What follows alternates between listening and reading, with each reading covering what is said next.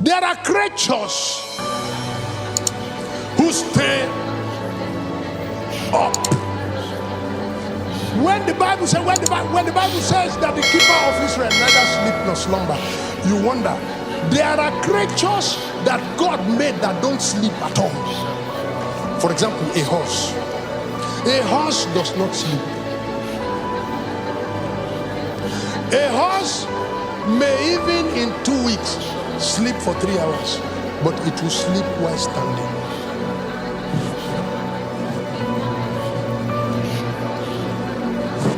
Elephants don't sleep.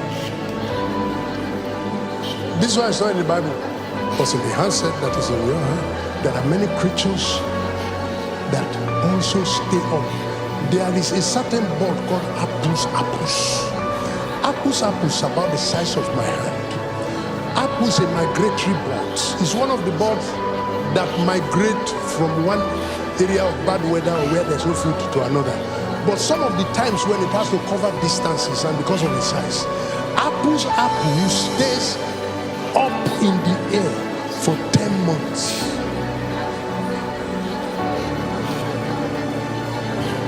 It decides not to eat. It decides to become smaller. It imposes upon itself a metabolism constraint and restraint. It can stay in the air and stay up there against wild wind, against storm. It can stay there for 10 months. If it's hungry and it's about to die, it will open Apus Apus. When we live here, open your Google. Apus Apus, it will open its mouth like this and be in the air there and open and stay there and remain there, because that's where the destiny prescribed the place for Apus Apus. He will stay there. He will open his mouth like this. Wow! And God will be putting food in its mouth.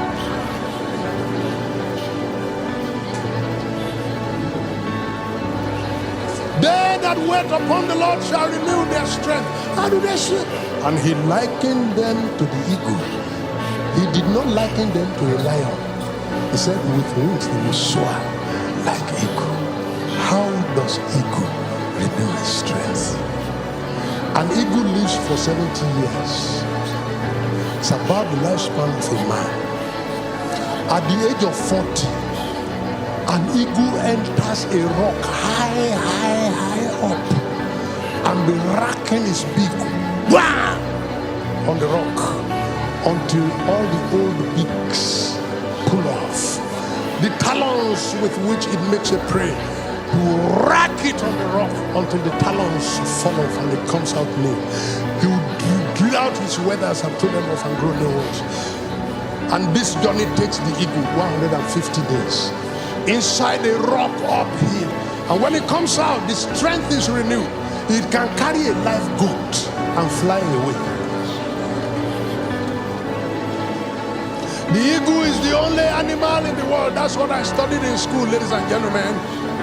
The eagle is the only animal in the world that is monogamous. He doesn't sleep with another mate throughout his lifetime. Whether it's a male or a female, he keeps to one partner throughout his lifetime. God rebuked Ephraim.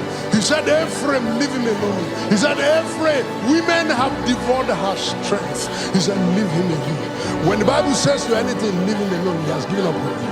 The eagle is the only animal in this world that maintains one partner throughout its lifetime for 70 years. The eagle does not build a nest here and go and build another nest there. No, the eagle is consistent. The eagle's vision is the sharpest in the world. The eagle can sight his prey over 25 miles. The eagle is the only animal in the world that has certain peculiar features that no other animal has. The eagle maintains one partner for a lifetime. When the Bible says he conserves strength, he does not waste his strength. The eagle, and lives for 70 years. It's only at the age of 40 that he's halfway through. He goes to the mountain to the river. And he knows the place. And he does not build two nests. He builds only one. And each time he wants to produce, go back to that nest. Your life of inconsistency. Today you are down here, tomorrow you are up there. You don't stay in one church. We don't know you. You have lived a life that is not traceable, and you have made yourself very difficult to develop. Investors can't find you. There's one woman in my church.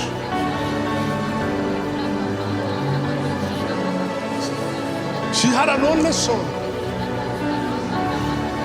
And we looked for this son. We didn't find the son, and we stopped praying about it. Then I was holding a crusade in London.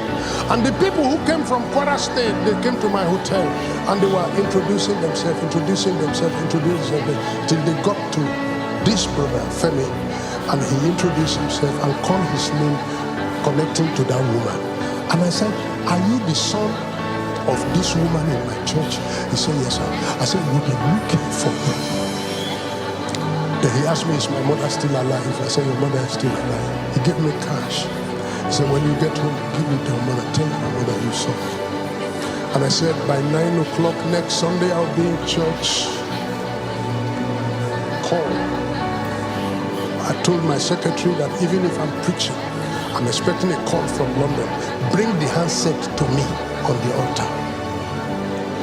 Somebody will be looking for, and we can't find. Now we found.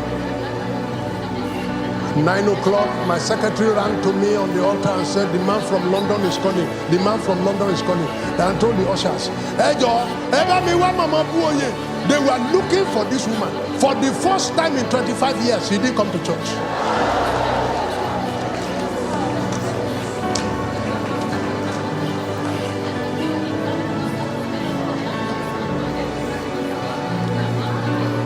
She's the first to come, she's the last to go, she's the one to pick the nylon of chewing gum, she's the one to clean the place for 25 years. The only Sunday that was the most important Sunday in her life, she was not in service. After that, I called Femi. Femi didn't pick my call. I went to London, I called him, he didn't pick my call. Now the woman died, I called the man didn't pick. Raise your hand and say, Lord, I'm here today.